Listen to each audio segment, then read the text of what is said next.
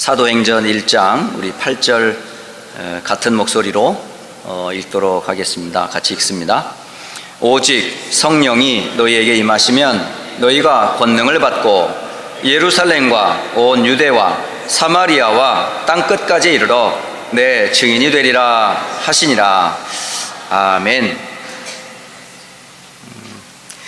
2019년 한 해 여러분 말씀의 흐름 가운데 여러분 자신이 먼저 살아나는 은혜가 있기를 주의 이름으로 축복합니다.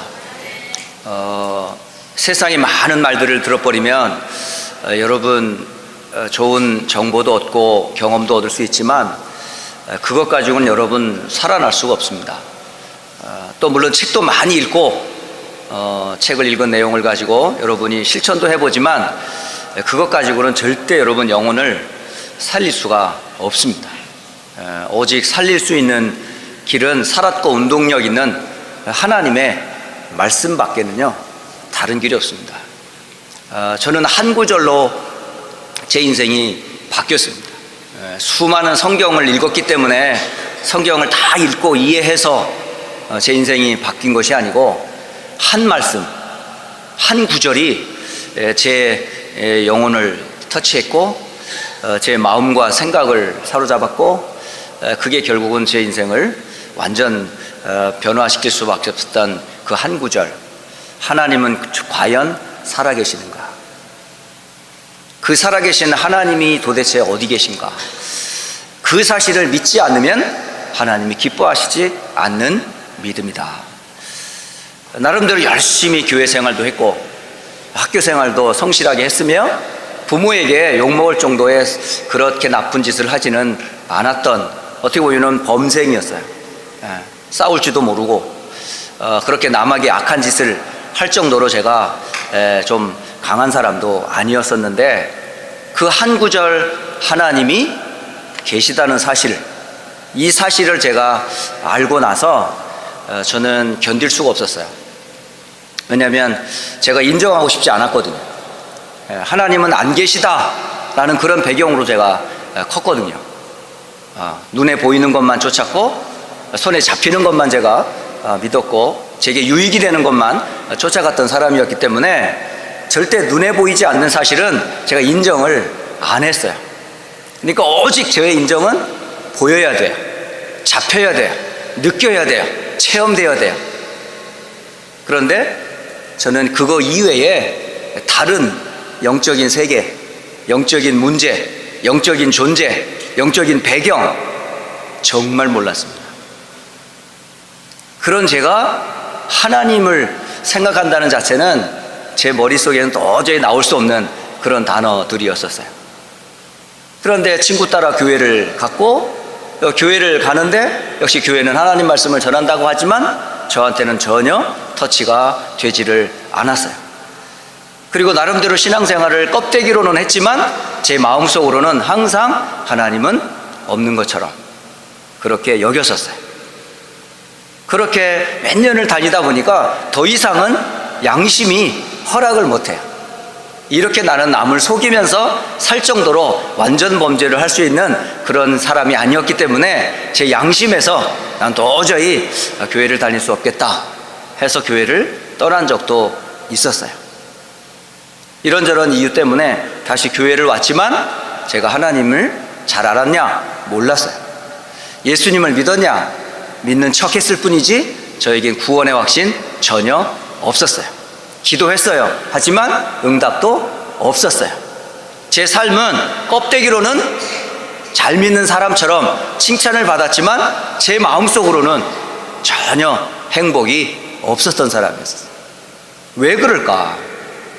여러분, 이 부분에 대해서 오늘 성경에서 꼭 알아야 될 영적 사실 하나를 저는 여러분에게 알려드리고 싶습니다. 많은 사람이 인정하고 싶지 않지만 인정하지 않으면 여러분 당합니다. 여러분 없다라고 부인하고 싶겠지만 분명히 존재합니다. 그게 뭔지 아십니까? 마귀라는 존재입니다. 전 사실은 그런 사실을 듣는 것조차도 별로 좋아하는 사람이 아니었었어요. 굉장히 이성적인 사람이었고 굉장히 합리적인 사람이라고 생각을 했었는데 영적 사실에 대해서는 도저히 제 논리로는 이해가 안 돼요. 마귀, 귀신, 천국, 지옥 보이지 않는 것 제가 인정을 하지 않았던 사람이었기 때문에 그렇습니다. 그런데 어느 날 성경이 보여지기 시작했어요. 하나님의 말씀이 보여지기 시작하더라고요. 그 중에 창세기 3장에서부터 요한계시록 20장까지 성경 구약과 신약 성경 전체를 뒤져보면 거의 99%가 말해주고자 하는 메시지가 있어요. 물론 성경은 하나님의 말씀이기 때문에 하나님을 설명합니다. 그런데 계속 문제와 고통이 계속돼요. 왜 그럴까? 왜 자꾸 이런 문제가 끊어지지 않고 계속될까? 그런데 문제는 일어나는데 문제의 뒤에 배후는 안 보여요. 계속 사고 질병은 터지는데 그 사고 질병이 터지는 뒤에서의 누군가가 활동하고 있다는 사실에 대해서는 전혀 정체를 알 수가 없습니다. 여러분도 어쩌면 지금 계속 개인적으로 가정에서 자녀에게서 삶에서 계속 몸부림을 치고 최선을 다하는데도 안 되는 문제들이 자꾸 걸리는 문제가 있을 거예요. 도대체 이건 뭘까? 하나님이 막는 걸까? 하나님이 안 되게 지금 길을 막고 지금 우리를 바른 길로 인도하는 방법일까? 라고 생각할 수도 있겠죠. 하지만 여러분 반드시 알아야 될 것 중에 하나가 사단도 여러분 인정을 하지 않으면 여러분 계속 속습니다. 저는 어렸을 때부터 사탄, 마귀 이런 얘기 잘 들어본 적이 없어요. 그런데 성경에 그 단어가 있습니다. 그러면 사탄은 도대체 누구냐면, 그럼 하나님이 사탄을, 마귀를 지었단 말이냐 이런 질문을 할 수 있잖아요. 아니 하나님이 마귀를 지었단 말이에요? 아니 하나님이 귀신을 만들었단 말입니까? 이렇게 생각할 수 있잖아요. 그런데 하나님은 절대 마귀를 지은 적이 없어요. 귀신을 만든 적이 없어요. 그럼 이건 도대체 어떻게 나타난 존재냐? 하나님이 하늘과 땅을 지으시는 중에 하늘에 영적 존재를 지으셨는데 그 존재가 누구예요? 천사라는 존재입니다. 많은 천사들을 지었지만 그 천사 중에 한 천사가 교만하여져서 하나님을 대적하는 일이 벌어졌어요. 그걸 하늘에 큰 전쟁이 일어났다라고 말합니다. 그 타락한 천사가 곧 누구냐? 이게 바로 사탄입니다. 그러니까 사탄이 하는 일은 크게 두 가지예요. 그의 이름에서 나타나는데 사탄은 하나님께 도전하는 반역의 일을 하는 자입니다. 타락한 천사가 감히 하나님께 대적을 해버렸어요. 그 구절 성경은 여러 구절을 말씀하고 있지만 그 가운데 요한계시록 12장 7절에서 9절에 말씀하고 계세요. 하늘에 전쟁이 있으니 라고 되어 있어요.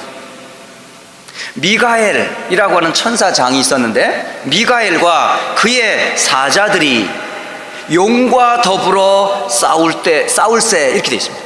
이 용이 바로 타락한 천사 곧 마귀를 상징하는 단어입니다.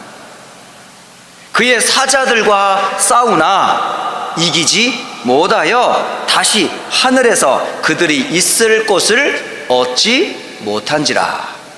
결국은 하나님의 나라인 천국에 그곳에 있을 곳을 잃어버리고 이것이 어디요? 큰 용이 내어 쫓기니 라고 하면서 성경에 두 단어가 딱 나와요. 옛 뱀, 곧 마귀라고도 하고 사탄이라고도 하며 라고 되어 있습니다. 성경에 있는 이야기이기 때문에 아마 여러분은 성경을 읽지 않았다면 아마 이런 단어가 있을지도 몰랐을 겁니다. 또 사람들은 성경을 하나님의 말씀이라고 인정하지 않고 있기 때문에 성경에 있는 단어 자체는 나와 상관없다고 생각을 하는데, 그게 바로 여러분이 속고 세상이 망하는 이유입니다. 그래서 이 사탄이라고 하는 자가 온 천하를 꿰는 자라라고 되어 있어요. 그가 땅에 내쫓기니 그의 사자들도 그와 함께 내쫓기니라. 이렇게 성경은 기록하고 있습니다. 그러면 하늘에서 쫓겨난 이 타락한 천사 마귀는 도대체 뭐 하고 있을까요? 이건 영적인 존재이기 때문에 죽는 게 아닙니다. 죽지 않습니다. 영원한 존재입니다. 이게.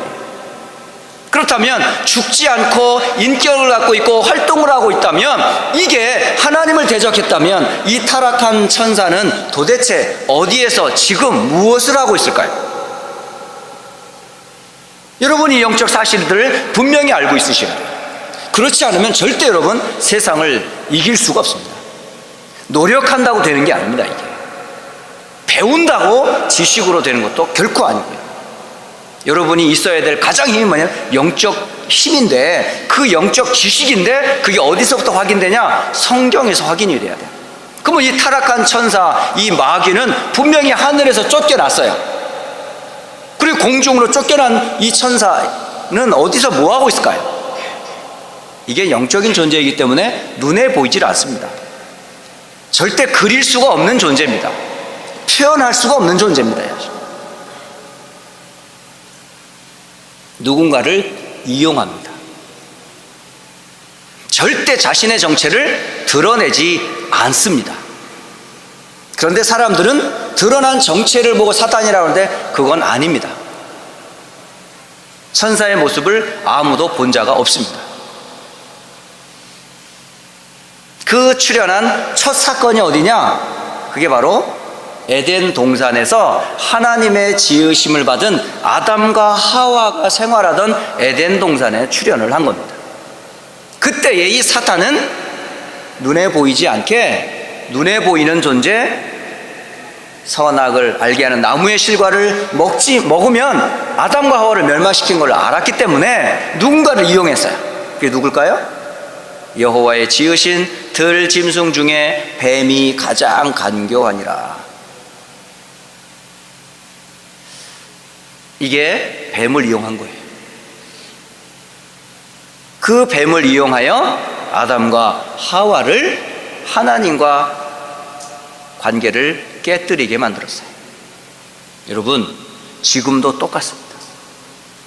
하나님을 대적하는 타락한 천사 마귀는 지금도 하나님과 여러분과의 관계를 계속 이간하고 있어요. 관계를 깨뜨리고 있어요. 아세요? 하나님께 가려고 하는 것을 막고, 우리는 하나님께 가려고 하는 그 길을 모르기 때문에 다른 곳으로 가게끔 속이고 있습니다. 그래서 성도 간에도 불리게 만드는 거예요. 성도는요, 싸울 존재가 아닙니다. 목회자와 중직자가 서로 갈등하는 관계가 아닙니다. 부부와 부부가 싸워야 될 존재가 아니거든요. 부모와 자식이 싸워야 될 일이 아니라고요. 근데 그런 일이 계속 일어나고 있어요. 여러분, 집에 바로 돌아가면 싸우잖아요? 왜 그래요? 형제들 간에도 막 싸우지 않아요? 왜 그래요? 그 하나님이 싸우게 시키는가요? 하나님이 부부간의 싸움을 막 부추겨서 이혼하게 만들까요? 진짜 그럴까요? 그럼 하나님 악한 분이죠. 진짜 아니거든요. 그런데 지금도 가깝게는 가정에서, 아니면 교회 안에서 지금도 세상은 계속 싸움이 계속되고 있습니다. 도대체 이 싸움은 언제 끝나요? 안 끝나요, 죽어도. 왜요? 사탄은 죽지 않는 존재이기 때문에, 계속 활동하고 있기 때문에.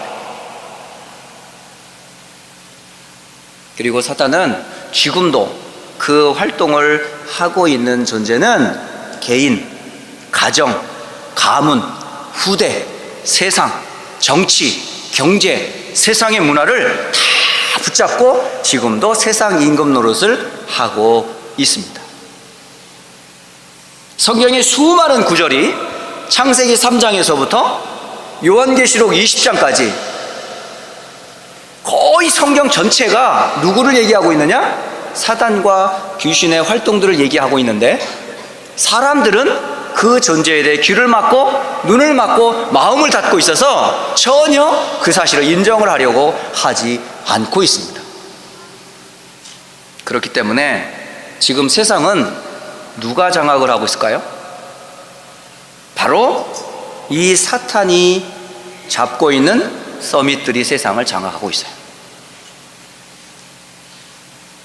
보이지 않는 이 흑암은 세상의 서밋들을 사용해서 정치인, 경제인, 수많은 사람들을 잡고 지금도 세상을 움직입니다.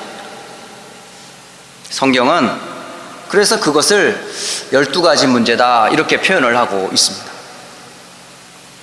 대표적으로 창세기 3장에서 네가 이것을 먹는 날에는 내 눈이 밝아 하나님처럼 된다 라고, 하나님 없는 너, 네가 최고야 라고 말해요. 가르쳐요.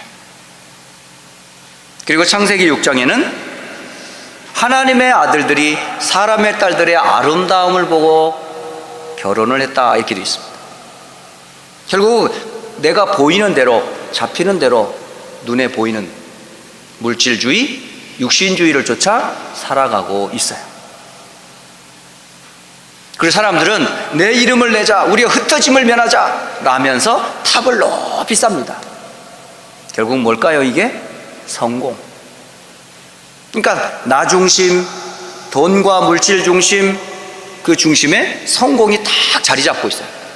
그러면 그 중심에 내가 중심이 되어 있는 줄 아세요? 이용당하는 거예요. 돈을 이용하고 성공을 이용해서 그거를 주는 것 같고 그걸 가진 것 같지만은 결국 여러분 어떡합니까? 나, 돈, 성공을 가졌는데 나는 망하는 거야.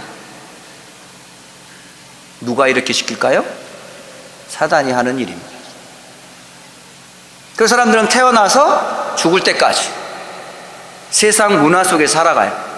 하나님 없는 문화, 죄의 문화, 영적인 사실을 전혀 인정할 수 없는 그런 문화 속에 살아가다가 결국은요 우상 숭배하고 세상의 방법을 쫓아 살아가다가 결국은 또 망해가는 거죠. 그래서 결국은요 하나님과 함께해야 될 인간이 마귀와 함께하고, 하나님을 경배해야 될 인간이 우상을 경배하고, 하나님으로부터 주는 평안을 얻어야 될 인간이 마음의 근심과 고통 가운데 수고와 무거운 짐을 짊어지고 살아가고, 모든 삶을 하나님께 먹든지 마시든지 뭐 하나님 영광을 돌려야 될 그 인간이 결국 누구를 해요? 결국 질병과 고통으로 계속 반복되는 생활을 할 수밖에 없어요. 이게 누구에게 전달돼요? 우리 자식들에게. 그대로 부모가 걸어갔던 그 길을 자녀들이 원하지는 원치 않던 우리 부모님이 이렇게 살았기 때문에, 많은 사람들이 그렇게 살았기 때문에 그렇게 사는 것처럼 똑같이 살아가고 있어요. 그리고 어느 날 죽음을 맞이하게 되고, 죽음 이후에는 마귀와 그의 사자들과 함께 들어갈 영원한 지옥에 버림을 받게 돼요. 이건요 누구의 장난일까요? 여러분을 철저하게 속이는 사단의 속임수입니다. 여러분. 그렇기 때문에 여러분이 분명히 알아야 될 게 누구냐? 사단과 마귀, 그의 귀신들의 활동을 성경을 통해서 분명히 여러분이 알고 계셔야 해요. 지금도 세상에는 세상을 움직이는 많은 단체들이 있어요. 그게 문화를 만들고 음악을 만들고 예술이며 영화며 세상의 많은 것들을 통해 가지고요, 거기에 뭐죠? 하나님 자리에 누가? 인간이 딱 들어가 있고 다른 것이 딱 주인 되게 만들어요. 그게 뉴에이지 사상으로, 프리메이슨으로, 심지어는 성경을 가지고 있지만 그리스도가 예수이심을 부인하는 유대인들이 세상을 움직이고 있단 말이에요. 이 사람들은 어마어마한 힘을 갖고 있는 것 같아요. 그런데 그 힘이 자기들 힘이 아니에요. 누구에게 잡힌 힘이에요. 그들은 다 그 끝에 가서 누구를 섬기는 줄 아세요? 사단의 교묘한 속임에 빠져 있습니다. 지금. 그리고 영적인 문제가 심각합니다. 지금. 성공한 사람일수록, 지식인일수록, 세상의 권력을 가지고 있는 사람일수록 본인은 갈급해요. 그래서 사람들이 모르는 곳에서 도저히 이해할 수 없는 짓들을 하고 있습니다. 지금 드러내지를 않습니다. 그리고 종교를 활용하고 심지어는 교회 속에 파고들어서 뭘 하고 있는지 성경에 계속 드러내놓고 있어요. 여러분 나중에 확인을 한번 해보십시오. 고린도 후서 11장 1절에서 15절까지에는 지금 거짓 사도를 이용하고 다른 예수, 다른 영, 다른 복음을 가지고 혼란케 하고 교회를 파괴시키는 이 사단의 역사가 교회 속에도 지금 파고 들어가고 있어요. 그리고 많은 문화를 만들어내면서 사람들을 재미있게, 즐겁게, 행복하게 해주는 것 같지만은 결국은요, 하나님을 부인하게 만들어요. 이런 세상을 누가 움직일까요? 사탄과 그의 서밋들이 움직이고 있습니다. 자, 그렇다면 이 사단과 그 세상의 서밋들을 이길 수 있는 길은 여러분 힘으로 이길 수 있을 것 같습니까? 우리 아이들과 랩런트들이 정말 공부 열심히 해서 성공하고 의사가 되고 박사가 되고 또 많은 경제인이 된다 한들 이 보이지 않게 세상을 움직이는 세상 임금, 이 사단을 이길 수 있을까요? 절대 못 이깁니다, 여러분. 이길 수 있는 존재가 아니고 보이지 않는 존재이기 때문에 싸움을 어떻게 해야 될지도 모릅니다. 그런데 하나님이 이 사단과 그 세력을 꺾을 수 있는 한 답을 주셨어요. 그게 뭔지 아세요? 하나님의 약속. 여러분이 두 요절만 확실하게 갖고 있으면 게임은 끝납니다. 그 두 요절이 도대체 뭘까요? 구약의 한 구절, 신약의 한 구절. 이게 여러분의 딱 고백이 되면 돼요. 그러면 그 이름으로 흑암은 꼼짝 못하게 돼 있어요. 여러분 그 사실을 믿는 만큼 여러분 아무 두려움이 없도록 있어요. 그게 뭘까요? 창세기 3장 15절 말씀입니다. 여자의 후손이 뱀의 후손의 머리를 깨뜨릴 것이다. 여자의 후손, 곧 누굴까요? 메시아를 얘기하는 거예요. 메시아가 사탄의 권세를 깨뜨리고 십자가에서 피 흘려 죽을 것을 예언해 주셨습니다. 여러분, 우리가 사단과 싸워 이길 수 있는 길이 뭔지 아세요? 우리 힘이 아니에요. 하나님이 이 사탄을 깨뜨릴 것은 약속밖에 없었어요. 그 약속에 그 예언이 창세기 3장 15절. 그리고 또 신약에 주신 한 구절이 뭔지 아세요? 요한 1서 3장 8절이면 충분합니다. 여러 구절이 필요한 게 아니에요. 죄를 짓는 자는 누구에게 속한다? 마귀에게 속해 있다라고 그래요. 그러나 하나님의 아들이 나타나신 것은 마귀의 일을 멸하려 하심이라. 하나님의 아들 누구죠? 예수님. 그러면 예수님이 이 땅에 오셔서 하시고자 하신 일이 뭐였을까요? 마귀의 일을 멸하러 오셨다, 이 말입니다. 두 요절이면 충분합니다. 그러면 여자의 후손과 마귀의 일을 멸하러 오신 예수, 이 그리스도가 누구예요? 예수님이십니다. 그래서 이 예수님을 믿는 자에게 하나님은 권세를 주셨어요. 하나님의 자녀가 되는 권세를 주셨으니, 권세 중에 권세가 뭘까요? 자, 이 마귀를 이기고 세상을 이길 수 있는 길은 하나밖에 없습니다. 다른 길이 아니고 에베소서 5장 18절. 술을 취하지 말라. 이는 방탕한 것이니 오직 성령으로 충만함을 받으라 라고 기록되어 있습니다. 결국은 사단과 세상을 이기는 길은 세상 방법이 아니에요. 하나님의 방법, 곧 그리스도라는 언약과 그리스도 안에서 주시는 성령의 충만함으로만 세상을 이길 수 있어요. 그래서 2018년, 19년 한 해를 걸어가면서 전도자의 삶의 어장의 여정을 걸어가는 여러분에게 반드시 붙잡아야 될 약속이 뭔지 아세요? 그리스도라는 단어와 하나님의 나라. 그게 지난 2주간 동안에 전달되었던 메시지예요. 자, 그렇다면 오늘 여러분이 붙잡아야 될 전도자의 삶, 언약의 여정을 걸어가는 여러분이 반드시 붙잡아야 될 약속이 뭐죠?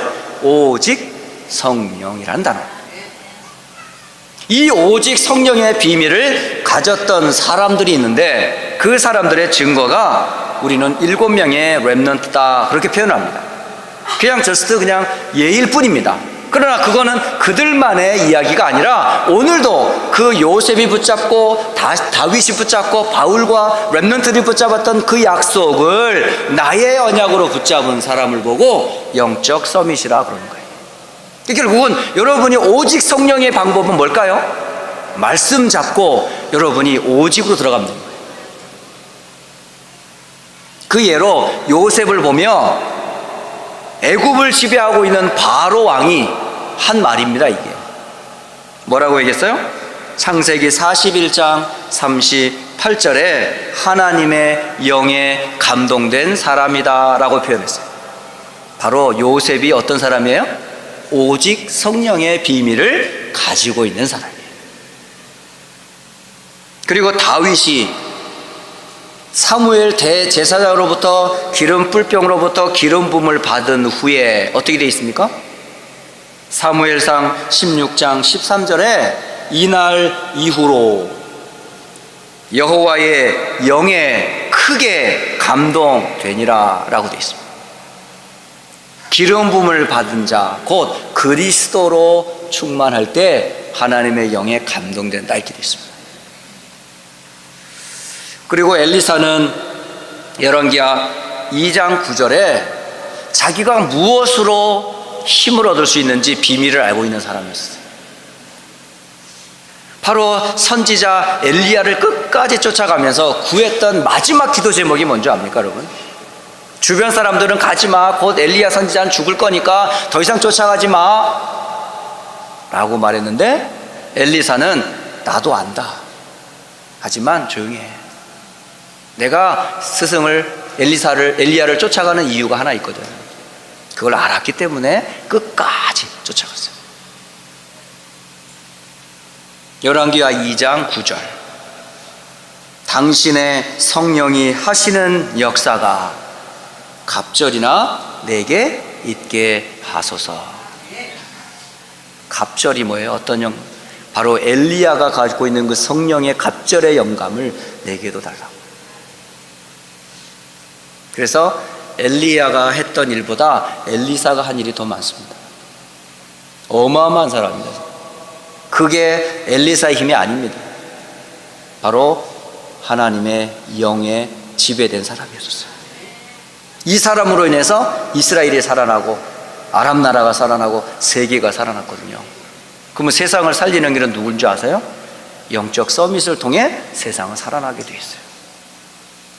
그래서 여러분, 정말 영적 서밋이 붙잡아야 될 언약이 뭐지요? 오직 성령입니다. 다른 방법이 없어요. 이걸 여러분 어디서 얻어요? 예배입니다. 예배.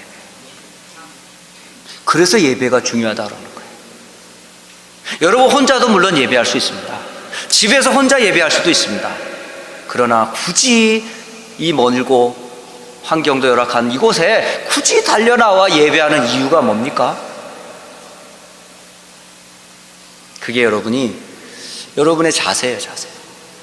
하나님은 예배를 통해 모든 일을 다 하세요. 왜? 말씀을 주시니까. 말씀으로 일하시니까. 그 말씀 잡고 기도하던 초대교회 마가의 다락방에서 어떤 일이 벌어진 줄 아십니까? 바로 그 예배 자리입니다. 말씀 받는 자리였었어요. 사도행전 2장 1절로 47절에 하나님께서는 그 언약 잡은 자의 예배를 통해 주신 최고의 선물이 뭔지 아세요? 성령을 부어주셨어요. 그 성령의 역사를 따라 하나님이 전도와 선교의 문을 열어주시고 말씀이 가는 곳마다 성취되게 하시고 제자들이 일어나고 경제와 현장이 회복되는 그런 일을 누가 하셔요? 성령께서 하시는 일이에요. 그게 예배라니까요. 예배 때 이런 은혜를 여러분이 말씀으로 딱 잡는 거예요. 그리고 이 약속 잡고 현장으로 나가는 거죠. 나가보니 거기에 나면서부터 안진뱅이 된 사람이 성전 미문 앞에서 동전을 달라 구걸하고 있었어요. 이 사람은 동전으로 운명을 바꿀 수 있는 게 아니고, 사람들의 동정과 그런 어떤 선행과 봉사로 이 문제 해결되는 게 아니잖아요. 사도 베드로는 요한과 함께 기도처로 올라가던 중에 안진뱅이에게 외쳤어요. 내게는 은과 금은 없지만 내게 있는 것으로 내게 준다. 곧 나사렛 예수 그리스도 이름으로 일어나 걸어라. 이 외칠 때에 이 안진뱅이가 발과 발목이 힘을 얻으면서 일어나 뛰며 함께 성전을 향해 예배를 드리러 달려갔다, 이렇게 돼 있어요. 여러분, 현장에 이 복음이 아니면 살 수 없는 사람이 많습니다. 그리스도 외에는 소망이 없는 사람이 너무 많습니다. 그래서 현장에 그 증거를 가지고 하나님께 예배했어요. 그뿐만이 아니에요. 초대교회는 사도뿐만 아니라 성도들과 렘넌트들이 뭔 줄 아세요? 비밀을 알고 있었어요. 하나님의 일을 하려면 반드시 뭐가 있어야 돼요? 성령의 비밀이 있어야 돼요. 믿음이 있어야 돼요.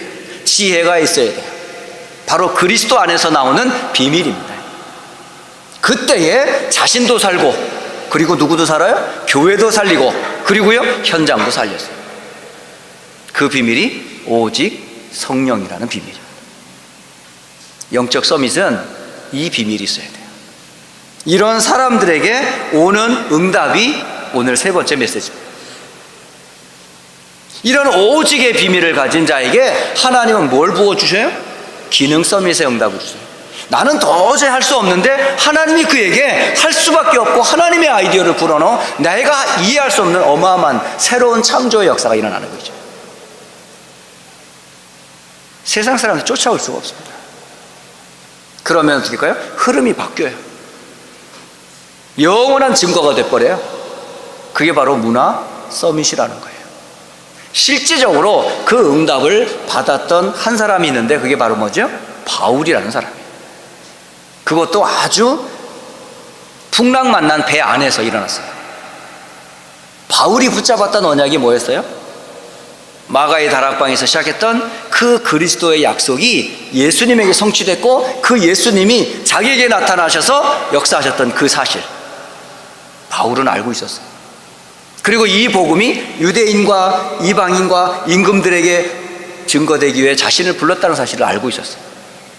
가는 길에 복음 때문에 묶여 있지만은 내가 가야 될 곳은 어디다? 로마 가이사 앞에 서야 하는 걸 알았어요. 풍랑은 만났지만 그곳에서 어떤 일을 했어요? 276명에 탄 그 배를 실제로 이 바울이 그 사람 다 살려요. 영적 서밋의 비밀, 완전히 흐름을 바꿔버리죠.